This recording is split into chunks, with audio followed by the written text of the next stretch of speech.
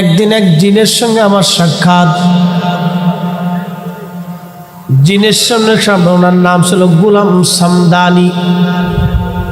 গোলাম সামদানি মদিনাতে থাকে সব সময়। মদিনার যে পাহাড়গুলি আছে এই পাহাড়ের মধ্যে সে থাকে। আর রাত্রিবেলা হলে রওজা মুবারকের পাশে চলে যায়। যখন নিরিবিলি হয় তখন এই জিনেরা নবীজির রওজা জিয়ারতে যায়। জিজ্ঞেস করলাম বয়স কত? বলল হুজুর আমার বয়স প্রায় ৬০০০ বছর। জোরে বলেন না সুবহানাল্লাহ। জিজ্ঞেস করলাম পৃথিবীর কোন অলির দরবারে আপনি গেছেন? বলল হুজুর গাউসে পাকের দরবারে বসছি। হুজুর খাজা মাইনুদ্দিন চিশতের দরবারে আমি বসছি। খাজা বাহাউদ্দিন নকশবন্দ বুখারীর দরবারে বসছি। মুজাদ্দিদ আল ফেসানি সেরহিন্দির দরবারে বসছি। দুনিয়ার বড় বড় অলিদের দরবারে আমার বসা আসা যাওয়া আছে। সুবহানাল্লাহ কি বলবেন? আমি বললাম জিনদের মধ্যে কি নজদি আছে নি? কহা তাও আছে। সুবহানাল্লাহ সুবহানাল্লাহ শব্দ কাটতেন। আমি বললাম জিনদের মধ্যে কি ওজাত আছে? কহা তাও আছে। কি বুঝলেন? জিনদের ভিতরে বহু কোয়ালিটি আছে, অনেক রকমের জিন আছে জিনদের মধ্যে। হায়াত বড় লম্বা, বিরাট বড় হায়াত। বললাম আমি অনেক নবীদের মজলিসে বসছি, তবে আমার নবীর কথা যখন বলল ডুকরায় ডুকরায় কেঁদে দিয়ে বলল রহমতের নবীর মতো এত বড় নবী আর কখনো আসে নাই, আর কখনো আসবে না। চিৎকার মেরে বলেন আল্লাহু আকবার। বন্ধুগণ, এই জমিনের মধ্যে একদিন জিন জাতিরা বসবাস করত। আজকে যেখানে মানুষ বসবাস করে, মানুষেরা বাজার করে, মানুষেরা শহর বানাইছে, মানুষেরা নগর বানাইছে, মানুষেরা ঘাট বানাইছে, মানুষেরা ব্যবসা বাণিজ্য কেন্দ্র বানাইছে। একসময় এইগুলি জিনেরা আবাদ করত। জিনেরা আল্লাহর অবাধ্য হওয়ার কারণে আল্লাহ তাদেরকে দুনিয়ার থেকে তাড়াই দিলেন। কোনো জিন চলে গেল জঙ্গলে, কোনো জিন পাহাড়ে, কোনো জিন সাগরে, কোনো জিন বিষবন জঙ্গলে, তাদেরকে আল্লাহ তাড়াই দিলেন। মুসনাদ আহমদ, দুঃখিত, মুসনাদ ইমাম আজম লিখেছেন বিশ্ববিখ্যাত ইমামুল আজম আবু হানিফা রাহমাতুল্লাহি আলাইহি। কিতাবের মধ্যে একখানা হাদিস আসছে। আল্লাহর নবী বললেন ও আমার উম্মতরা, যখন সন্ধ্যা নেমে আসে, সূর্য ডুবে যায়, আমাদের দেশে বলে কালী সন্ধ্যা, বলে না? আমাদের দেশের আঞ্চলিক ভাষায় বলে কালী সন্ধ্যা। আল্লাহর নবী বলেন এই সময় তোমরা তোমাদের ছোট্ট বাচ্চাদেরকে ঘর থেকে বের করো না।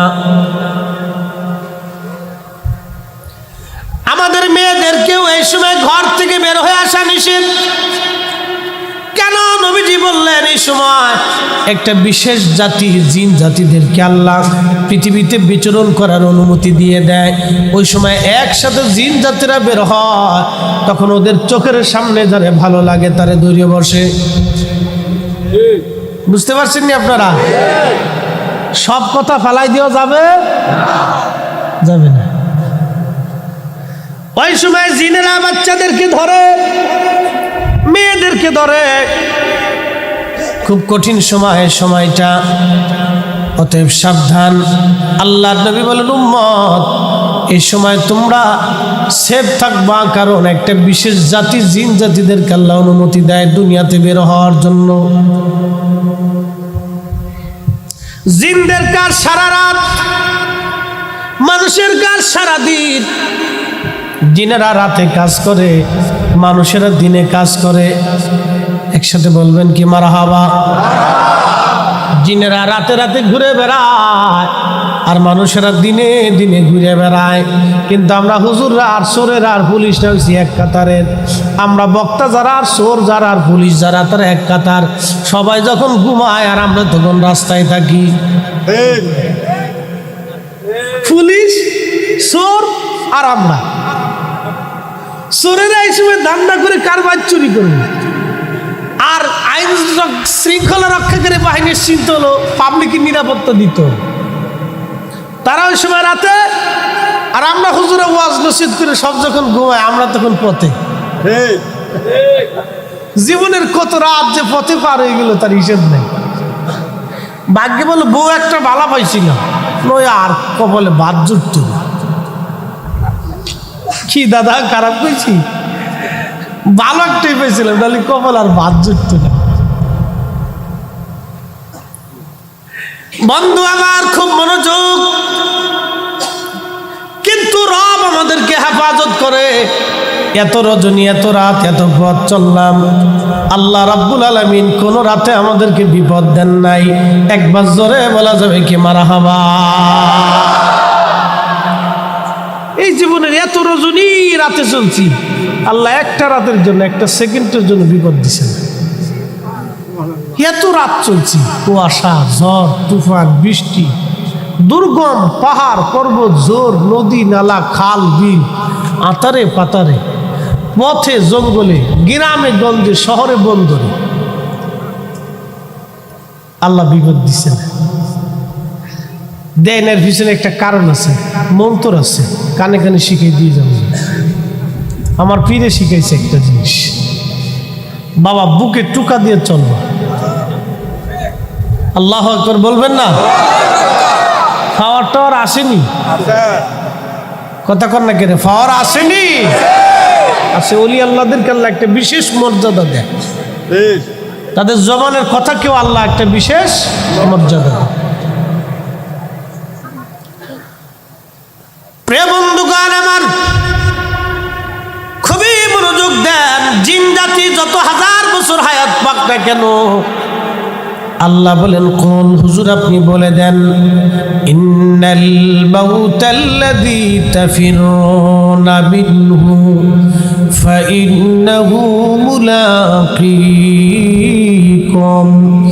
জিনেরা যত বছর হায়াত পাক না কেন, মানব জাতি যত বছর হায়াত পাক না কেন, আল্লাহ ডাক দেয় বলেন, হুজুর আপনি বলে দেন, মরণ তার সাথে মোলাকাত করবে, মৃত্যু তার সাথে মোলাকাত করবে, মরণ থেকে পালানোর কোনো রাস্তা নাই। একদিন মাটির ভিতরে হবে ঘরে, মন আমার কেন বাঁধো দালান ঘর, মন আমার কেন বাঁধো দালান ঘর। একদিন মাটির ভিতরে হবে ঘরে, মন আমার কেন বাঁধো দালান ঘর, মন আমার কেন বাঁধো দালান ঘর। করোনার সময় বাংলাদেশের অনেক বড় বড় বড় বড় ধনী গ্রুপ ইন্ডাস্ট্রি হাজার হাজার কোটি কোটি টাকার সম্পদ রেখে কবরে চলে গেল। অনেকের জীবনীর মধ্যে আসছে, করোনার সময়ে ওই কোটিপতি বাবার পাশে সন্তান দাঁড়াই নাই। কথা কন, সত্য কিনা? করোনা মানুষ চিনাই দিয়ে গেছে, করোনা পৃথিবী চিনাইছে। এই জন্য কবি বলেছিলেন, ভাই বন্ধু আপনজনা সঙ্গে তোমার কেউ যাবে না রে, ও তোর খালি হাতে একা পথে, হায় হায় খালি হাতে একা পথে যাইতে হবে মন বেরি, দেখ না মন জাক মারিয়ে দুনিয়াদারি। আল্লাহ কোরআনে বললেন, আল্লাযী খালাকাল মাউতা ওয়াল হায়াতা লিয়াবলুয়াকুম আইয়ুকুম আহসানু আমালা।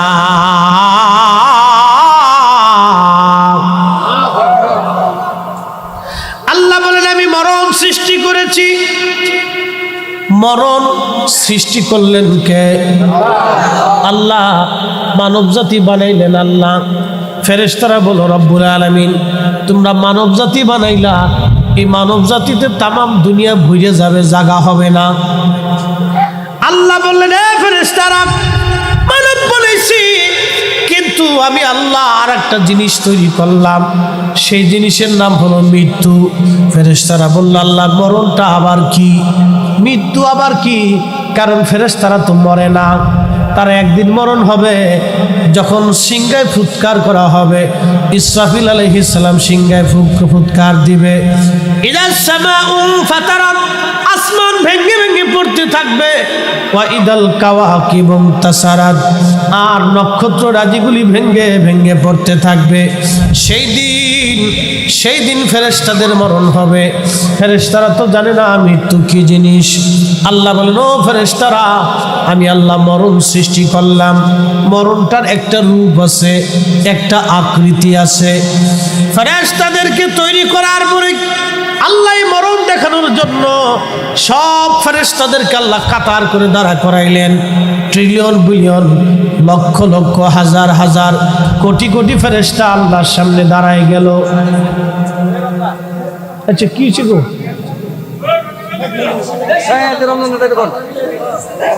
আচ্ছা একটু দৃশ্য পড়ি। আল্লাহুম্মা সাল্লি আলা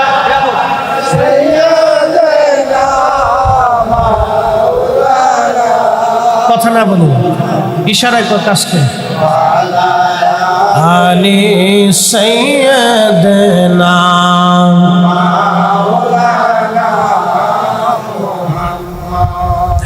উড়ে যাও রে মাহফিলের হাওয়া,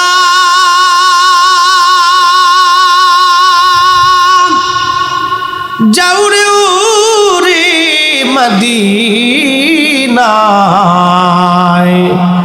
আমাদের দুরুদ পৌঁছে দিও নূর নবীজির পাক রওজায়। আল্লাহুম্মা সাল্লি আলা, হ্যাঁ মাশাআল্লাহ।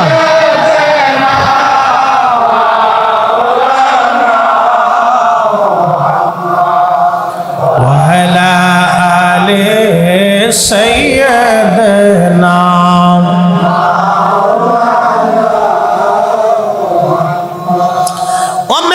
মুসলমান মাইকের আওয়াজ যত দূরে যায় সোনাকান্দাবাসী, হে মা বোনেরা, পর্দার আড়াল থেকে যারা কথাগুলি শুনেন, আল্লাহ মরণ সৃষ্টি করলেন। আল্লাযী খালাকাল মাউত, আমি আল্লাহ, আমি সেই রব যিনি তোমাদের জন্য মরণ সৃষ্টি করলাম। এই মরণটা সৃষ্টি করার পরে আল্লাহ সব ফেরেশতাদেরকে কাতার করে দাঁড়া করাইলেন। ফেরেশতারা দাঁড়ায় গেল। আল্লাহ মরণটাকে তার আকৃতি দিয়া যখন ফেরেশতাদের সামনে আসলো, আমার দিকে তাকান, যখন মরণটাকে আল্লাহ তার আকৃতি দিয়া ফেরেশতাদের সামনে আল্লাহ পাক আনলেন, মরণের এমন ভীষণ রূপ, বিকট চেহারা, ভয়ঙ্কর রূপ, এই চেহারা দেখে ফেরেশতারা অজ্ঞান হয়ে পড়ে গেলেন। একসাথে বলা যাবে কি আল্লাহু আকবার।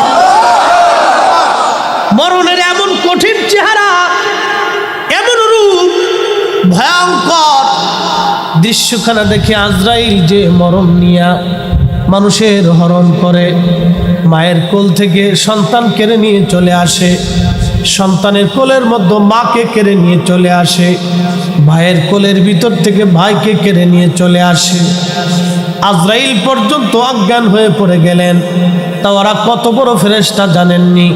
হাদিসে কারিমার মধ্যে আসছে জিব্রাইল আর আজরাইল এত বড়, এত বিরাট বড় ফেরেশতা, সৃষ্টির মধ্যে যত পানি আছে শুধু জমিনে না, এই যে পৃথিবীতে আপনি আছেন এই পৃথিবীতে 7টা মহাসাগর আছে।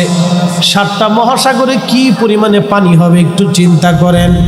7টা মহাসাগর ছাড়া আরো আনুষঙ্গিক সাগর আছে, বিরাট বড় শাখা প্রশাখা সাগর, এরপরে বিরাট বড় বড় নদী, ঝর্ণা, পানির নিচে জমিনের নিচে পানি, এই সব যাবতীয় পানি। এই জমিনের নিচে আরো একটা জমিন আছে, সেই জমিনেও সাগর আছে, সেই জমিনেও পানি আছে, সেই জমিনের নিচে আরো আরেকটা জমিন আছে। এরকম 7টা জমিন আছে। 7টা জমিনের ভিতরে আল্লাহ পাক এরকম সাগর আর মহাসাগর বানায় রাখছে। একসাথে জোরে বলা যাবে কি সুবহানাল্লাহ। এই জন্য আল্লাহ বলছেন কুলিল্লাহুম্মা মালিকাল মুলকি তুতিল মুলকা মান তাশা।